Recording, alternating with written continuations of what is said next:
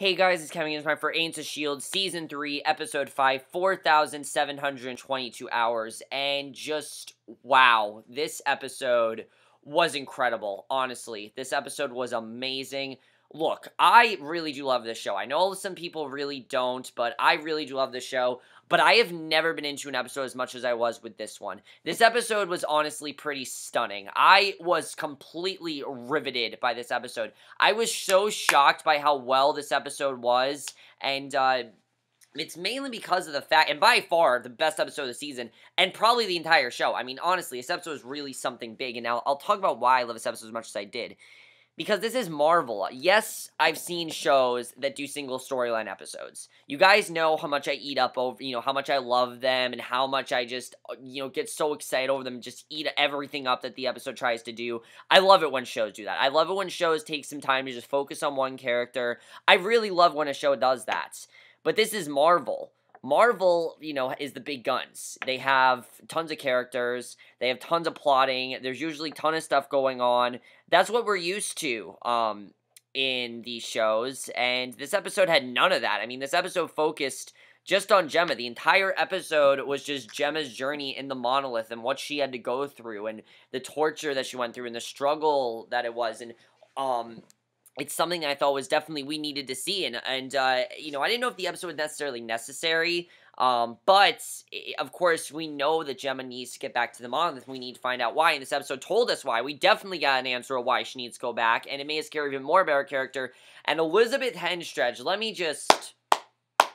this entire episode, Elizabeth Henstridge, is one of the best things about the show. I mean, there's some really great actresses in here. Chloe Bennett is great. Clark Gregg is great. I think there are definitely some really great actresses, but, I mean, Elizabeth Henstridge is among the best, and she really gave it her all in this episode, I have to say. Honestly, she was amazing. I loved everything going on in this episode. Let's just get into it, because it was amazing, and it truly was something worth talking about. I mean, even if I think this is an episode that, you could just go in and watch. It really felt like a 1-hour movie. It very much felt like if we were to get a movie vein to S.H.I.E.L.D., this is very much what it should be, and I love that. So, we start off, actually, with, right from the beginning, with a flashback to Fitz and Jemma making dinner plans in the Season 2 finale. If you remember, that's exactly where we left off, and then, of course, Jemma got sucked up into the monolith, which that's where we left her character off, and that's how Season 2 ended. And you guys remember, I was like, holy shit, what's gonna happen? Well, we get to see in this episode, which was awesome. So, she spit out on this dusty blue planet, and this is probably the worst possible condition. I mean, this planet has the worst conditions one could imagine. She tries to go back through the portal, but it closes in the ground. She has no idea where she is. She has no idea why she's there. She tries to use her phone, realizes she has no idea where she is, because obviously she doesn't know, her phone's not going to work. She doesn't have internet service or anything. So Jemma climbs a rock, climbs a ridge, looks up into the sky to see an alien planet and moon, and she realizes that she's not on Earth. She knows she's somewhere else. So Jemma's trying to keep her cool, and she's reciting S.H.I.E.L.D. procedures for moments like this, and it's kind of like a cathartic thing for her, because obviously she needs something to calm her down, so that's why she did that. And she's recording her experience on the planet so far. It's kind of funny, actually. I like the way that Jemma was trying to keep cool. I felt really bad for her, but she was definitely being, really cool about it and just, trying to stay calm. I definitely liked seeing that, I have to say. I really enjoyed that. But basically, there's air breathable, gravity's a bit strong, looks like it could support life, but there's no signs of any hope, really. There's no sign of getting back. She doesn't know if and when she's gonna get back, and she pretty much knows that she has to survive there, on her own. She knows she has to do that. So 13 hours in, and this entire episode has, a clock counting down the hours, which I think was really effective because it's just showing how long Jemma's staying and what this is doing to her and how it's affecting her. So 13 hours in, she looks at the photo of Fitz on her phone. She keeps just talking about Fitz. Obviously, Fitz is all she's talking about right now. Tells it good night and sleeps because Fitz is what's keeping her happy. Like I said, she needs some sort of catharsis, and Fitz is that catharsis for her. So she wakes up at hour 22, it's still night, 71 hours in, there's still no sun, and she's breaking down. I mean, there's no sun whatsoever, and she just wants to see sunlight, because that'll make her happy. They'll give her some sign of relief, and she wants to go home, and just her acting in this scene was incredible. Really, it was. And we're only like 5 minutes in the episode, and already I was stunned by this. Jemma decides to go exploring, looking for water. She uses rocks to form an arrow. By the way, guys, I forgot to say, really good use of the Agents of S.H.I.E.L.D. intro. We don't get the usual big intro that we get. Instead, it's a quiet, like, Agents of S.H.I.E.L.D. intro. It felt like an indie movie. It was really cool the way they did that. Definitely goes with the quiet tone of this episode. So, Jemma decides to go exploring, looking for water. She uses rocks to form an arrow pointing in the direction she went off in. And in case anyone else comes through, just so that way they'll find their way there. So 80 hours in, she's talking out loud, pretending Fitz is there. She's basically losing it at this point. She wants Fitz to be there, he's not there. At 90 hours, she's climbing up a ridge only to find a massive sandstorm heading in a direction. And at 10 hours, and at 101 hours, she wakes up covered in sand. She finds a pool of water and drinks. Remember, guys, she's been here for 101 hours. It's crazy. And, she doesn't have any food or drink, so she's basically just using the resources that she has, which is very smart. Gemma's not a dumb person, so it's no surprise that she's able to do this stuff. So 109 hours, she's floating in the pool of water. Some sort of tentacle pulls her down. She fights her way back to the shore, chops off the end of the tentacle, and that was, like, badass right there, honestly. Jemma went in, like, badass mode there. And at 111 hours, she's finally convinced herself to eat it. She wasn't sure if she was going to, because this is a living thing. She obviously should think that, oh, this is a living thing. I don't know if I should do that, but she's probably not going to have any food anyway, so she might as well just go ahead and eat it. So that's what she decides to do. So 3 weeks in, she's now been there for 3 weeks. She makes a simple weapon and uses herself as bait to lure out the tentacles again, because she's realizing that by luring out this tentacle, that is how she's going to get food, and she obviously wants food. So it pulls her down beneath the water, and after moments, she reappears, a segment of the tentacle in hand for dinner, and this is going really well for her. I like the way she's trying to actually survive. She's trying to make life for herself. Even though she's not sane right now, she's kind of holding back her feelings. She needs to, because she needs to be able to survive. I mean, that's really what it comes down to. This is a survival of the fittest situation. It's really, well, not really survival of the fittest, but there were definitely some Castaway vibes from this scene, and I definitely really love that, because a lot of this episode is just us on this planet with Jemma, and it's really enthralling, I have to say, because we feel like we're right there with her, and we really see the pain she's going through. So Jemma gets a fire going, is this time she cooks the monster's planet's tentacles, and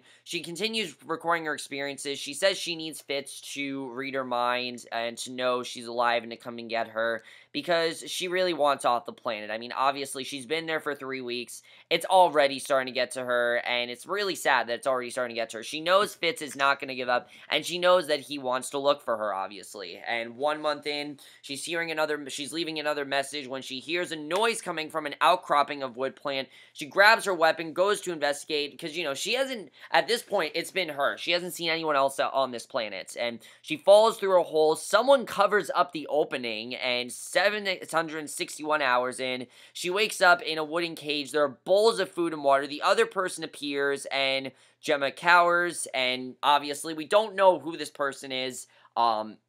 But I was, like, really worried for Jemma. I was like, is she gonna get tortured here? Is she gonna get hurt? I mean, I really didn't know what was gonna happen here. But 783 hours in, the person returns and is almost surprised that Jemma is still there. And he walks away, and we don't know who this man is yet. And at 824 hours in, Jemma is doing pull-ups in her cage as the other person approaches with a weapon in hand. Jemma introduces herself. She says she can help him if he lets her out, and she's been there for a while, definitely. You can definitely tell she's been there for over, like, I don't know how many hours, but she's been there for a very long time, and she's been there for more than 10 hours. It's pretty crazy how long she's staying in that cage. I think she just realized that she's got nothing on her. I think she's just thinking, you know what, I got nothing on me, do what you have to do with me, I'm just gonna stay here, because she doesn't really know what else to do. She's by herself. I really can't blame her.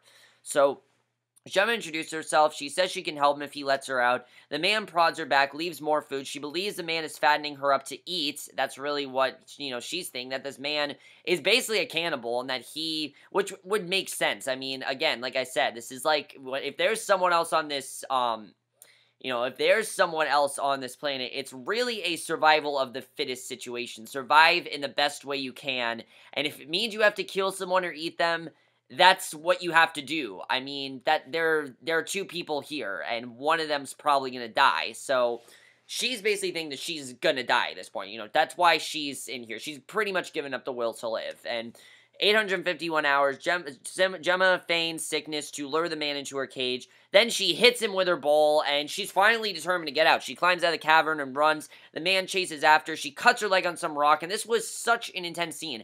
Obviously, we know she's going to be safe, but it's still really intense. I mean, the man catches up with her. The man begins patching up her wound, and you can tell right away this man actually does want to help her. He says it smells blood, and he hears a sound and says it is coming. We don't know what it is, but it is here. He takes Jemma, runs to his hatch, and they go underground. Just another sandstorm blows over, and Jemma asks what he thinks is out there, and he says that death is out there. And, Jemma believes that it's the nature of the planet, but the man believes some entity or being is causing the fluctuations of the planet. He believes the whole planet is evil, and that's why there's no sun. It pretty much is just hell. I mean, Jemma does say that in the episode, not to quote Jemma. Actually, to quote Jemma, she does say it in the episode. I'll get into that. But it pretty much is, like, if I did, like, say, give a realistic interpretation to hell, this would probably be what it is. I mean, it's dark, there's no one there, there's clearly someone running this planet, but the man, basically, Jemma speaks of, planets having definable rules, and the man says that this planet doesn't have any rules, it only has moods, and that very much just seems like it's, how you are, that's really what comes down to, it plays with your mind. And the man has a first aid kit, gives it to Jemma to sew up her leg. The man explains that he's doubted she was real. He pretty much thought that she was a mirage. I mean, when you're alone on a planet, you're probably going to start to go senile. You're going to start to think that you're seeing things. You're going to start to think that there's no hope left. You're going to start to think that you're the only person left. I mean, I can't even imagine what would happen if I was just stuck on a desert island. I can't imagine that. I don't like to be alone. I really don't. If you guys know me, I don't really like to be alone. Obviously, I am alone. When I say alone, I mean like just by myself with nothing to do. I don't like that. I like having something to do. I don't like just sitting in my own space. Obviously, yeah, I watch TV and things like that, but that's still doing something because I'm actually, watching something rather than just staring into space. I don't think you guys really want to do that either. So I can't even imagine what I would do, honestly. I don't know. So the man explains that he doubts she was real. His name is Will, and Will is a very interesting character. I really hope we see him again. I really liked him in this episode. He says that Jemma is the first person he's seen in a long time. You can imagine that he's probably been there longer than her, honestly. And he's lost track of how long he's been there. She tells him it's the year's 2015. And the man goes into another room. Jemma follows and finds NASA astronaut equipment. So it looks dated, and this is kind of like The Martian. And Will tells her he came here in 2001. So he's been here 15 years. How the hell he survived 15 years, I don't know. He seems like he knows what he's doing. So, I'm not really going to question him on that. But I found that quite interesting. Jemma finds a map of the area. There's an area marked no-fly zone. He says only bad things happen there. Nothing good happens. And Jemma notices light coming through a crack in the wall. And this is an extraordinary sight because she's not seen any light in a long time.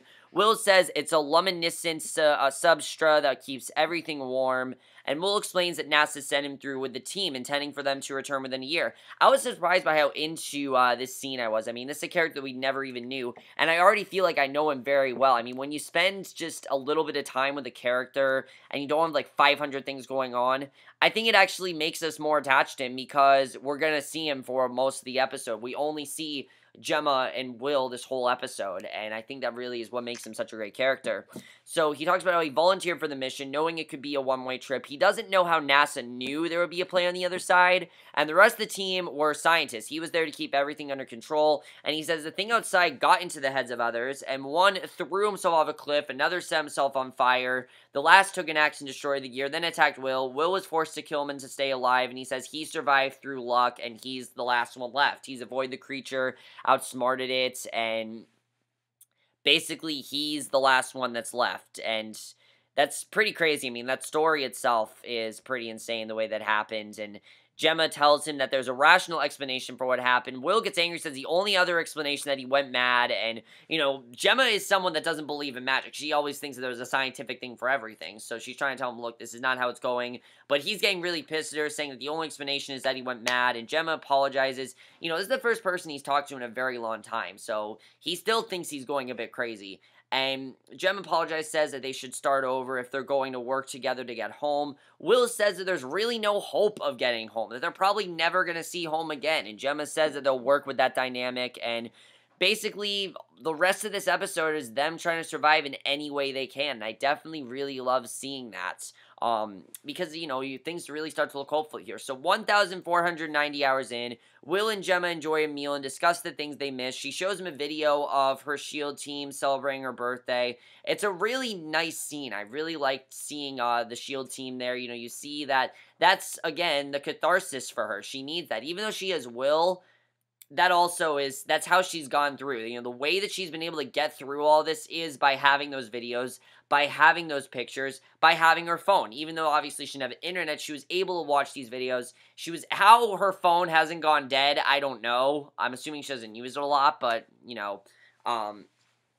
basically, I mean, she's been there for a long time, so I'm just surprised that her phone hasn't, shorted out or something. And after an awkward moment, Gemma turns in for the night. She says goodnight to Fitz again, and for the first time to Will and to herself, which I really, this is the first time she's actually seen someone and said goodnight to them, so this is a big deal for her. So 3,010 hours in, Gemma is frustrated. She hasn't figured out how to get home yet. She wants to go to the no-fly zone, but Will says she can't. He says it's where they all went before they went mad, and she should not go there because she's going to be just as crazy as he is. So Gemma goes outside, forages for some food to make Will dinner. She comes across the sword and items belonging to a man from the 18th century, and this is very important. If you remember in the second episode, we saw those things from the 18th century who went through the monolith, and she looks up at the stars and says that's the answer. Just as Sandstorm knocks her over, she realizes that they're not the only ones there, and she lands on the top of a half-buried skeleton, sees a cloaked figure walking through the storm. She takes cover behind an outcropping and covers her cut with sand.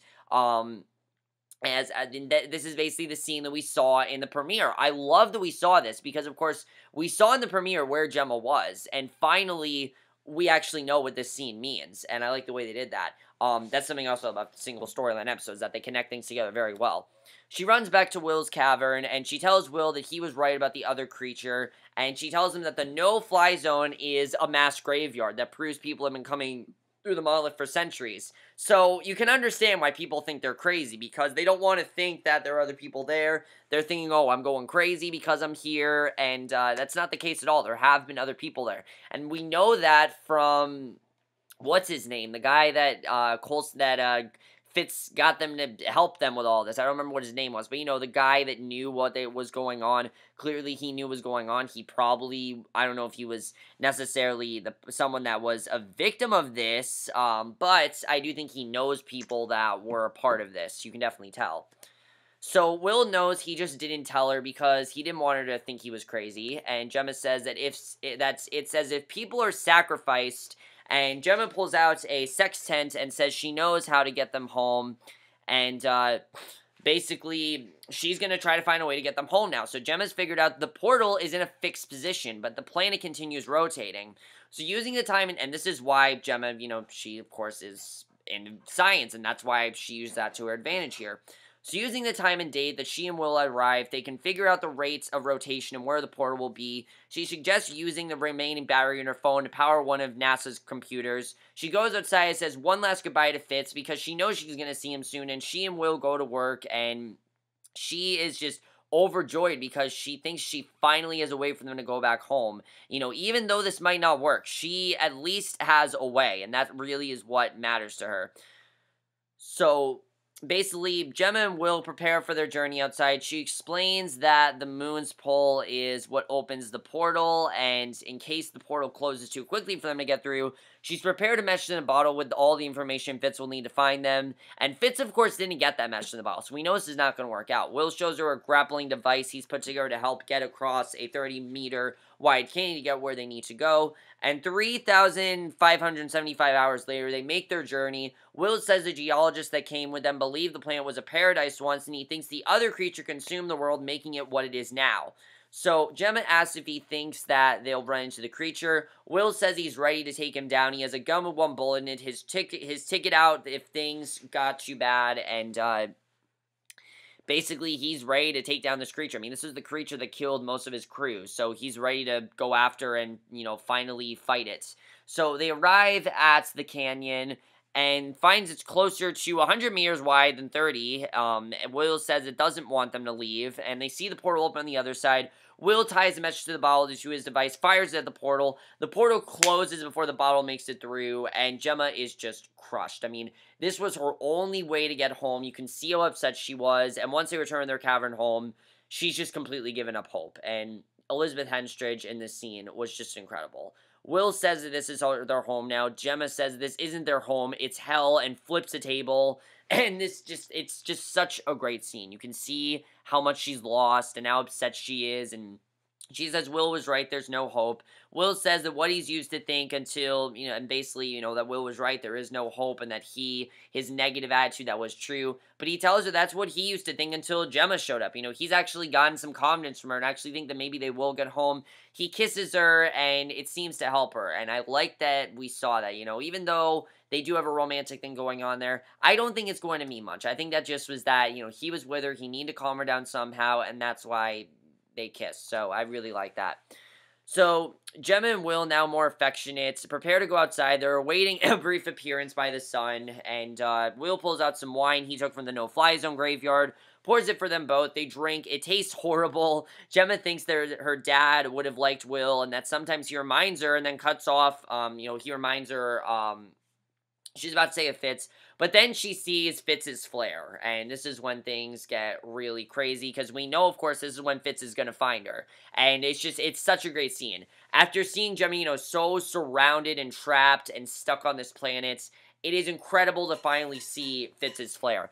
We know it's coming. Of course, the whole episode we knew was coming, but I think it's that more rewarding. Having this hour with Jemma and Will, having them completely isolated from the rest of the storylines, and having them stuck on this planet is an incredible sign of hope to finally see that flare. And Will and Jemma both run towards the fire. It's just over a ridge up ahead, but a storm picks up. Will is thinking this isn't real. He's telling her to go. She loses sight of him. She sees an astronaut, thinks it's NASA that's come to rescue them. Will tells her to run, that it's not what she thinks, and that it's, they're not actually back. And Will says to hold the creature off. She hears a gunshot, and now, when he says hold the creature off, I'm not trying to connect this to what's going on, but we know that Lash can take any form, and Lash can be anyone. So could this creature possibly be Lash? I think it's a possibility. I think that Will might know Lash. I feel like that might be the creature. And the fact that he says the creature is very generic. So I really do feel like that creature could very well be Lash. Because why else would he think that, Fitz would, not be Fitz? It would only make sense if Fitz might be Lash. That would make perfect sense if that was going on there. So, again, I'm not saying that, he is definitely Lash, but I think it definitely is a possibility that that creature could definitely be Lash. So, she hears a gunshot, then Fitz's voice calling out to her. She calls back, but waits for Will. She finally runs towards Fitz's voice and is rescued, and that was just an incredible scene. I really love that, and she's now rescued. She can now move on, but obviously, now we know why she has that PTSD, because she thinks this creature is probably coming for her, and that's probably why she keeps getting so worried, and why she, anytime she hears, certain noises, that's what it reminds her of, and she finally runs towards Fitz's voice and is rescued.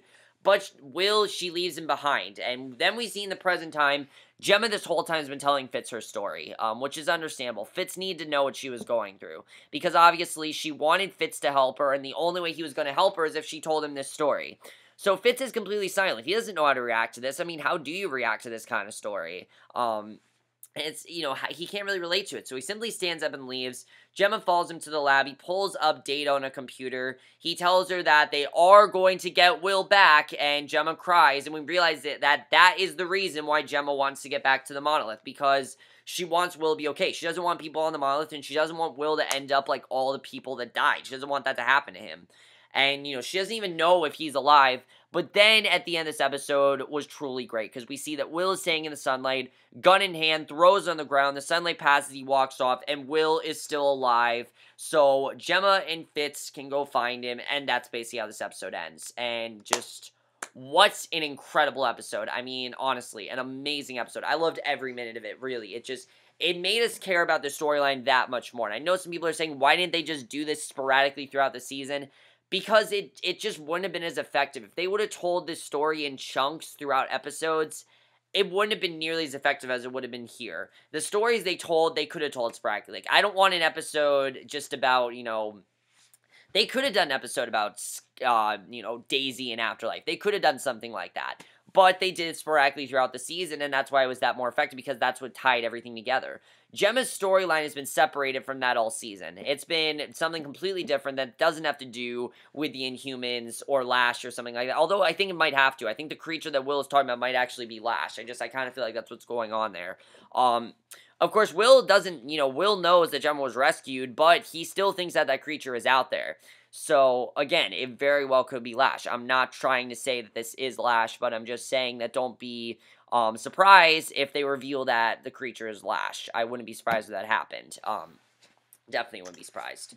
Now, Bobbi, she has not told the story, but Bobbi's the only other person that knew what Jemma wanted to do and that knew that Jemma wanted to go back to the monolith. So is Bobbi going to somehow help her? I don't really know. We'll have to see. But just this episode was just fantastic. I love seeing the inner emotion and turmoil that Jemma went through. It truly was something that we need to see. I mean, I didn't know if we really need to see it, but at the end of the day, we did need to see this episode because we needed to see what she went through and how hard it was for her. I mean, it really was just incredible to watch. And Fitz really is that cathartic figure that she needs. The thing is, though, Will is also that figure. The thing is that if they get Will back, I think that's really going to complicate things between Jemma and Fitz, because Jemma obviously likes Will. Although I don't know if she actually has an attraction to him. It could be interesting to see what happens if they do get Will back. I hope they don't turn into a love triangle. I really don't want them to. The thing I've always loved about the Jemma and Fitz story is that it's never been a love triangle. It's been that Fitz loves Jemma, but she doesn't necessarily love him back. Although it seems like they're starting to get on that path, and I'm worried that when Will comes back, that Gemma's probably just going to forget about Fitz, which is sad, but I feel like that's kind of what's going to happen there, and I hope that doesn't happen. Of course, Fitz is doing all he can to help out Jemma, because obviously Jemma is his girl, as he said, and I really, really did love seeing this. I thought this episode was very well done. I gotta say, guys, the visuals in this episode was truly something incredible. I don't know how they were able to do this entire episode, but it really looked amazing. It looked fantastic, and I really loved everything that we saw here. Let's talk about this tentacles as well. Who else has tentacles? Lash has tentacles. Of course, Lash, I don't think the tentacles were from Lash. I don't think so. Because Lash, obviously, he's out in the real world.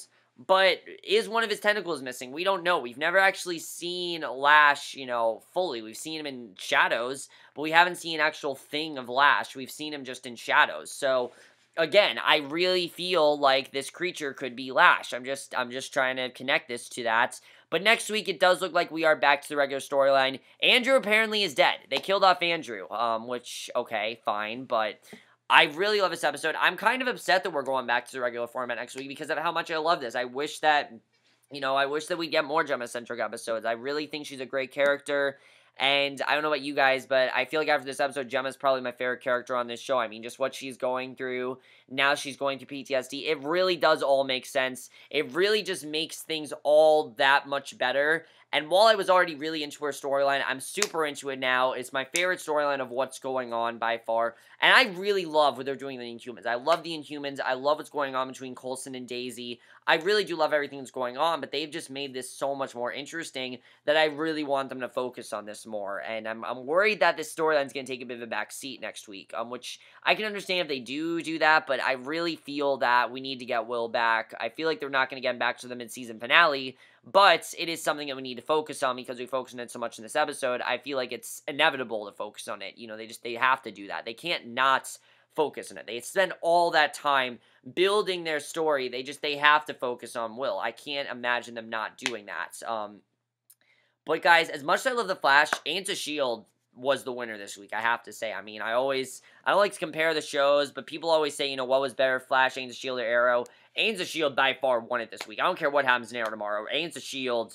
just, wow. I mean, this was an incredible episode. I never expected them to go as in-depth with this storyline as they did. I never expected this kind of show to do a single storyline-centric episode. I'd love to see them do it again. It would be amazing if they did. I really think it would be something worth visiting. You know, I really think that it would be worth it again to do another Gemma-centric episode. I don't know when, but I feel like it'd be a good thing to do because it worked out so well here. Why not do it again? You know, because of how successful this one was, and I hope this episode is very successful. I honestly think Elizabeth Henstridge should be nominated for an Emmy. Honestly, she is incredible in this episode, and I really feel that she deserves that. And she really has been showing that emotion very well. But then, most guys saw this episode. As I said, I thought this episode was truly something fantastic. I absolutely loved seeing it. I was stunned by how amazing it was. It was just an incredible hour of television. One of the best hours of television I have seen all year by far.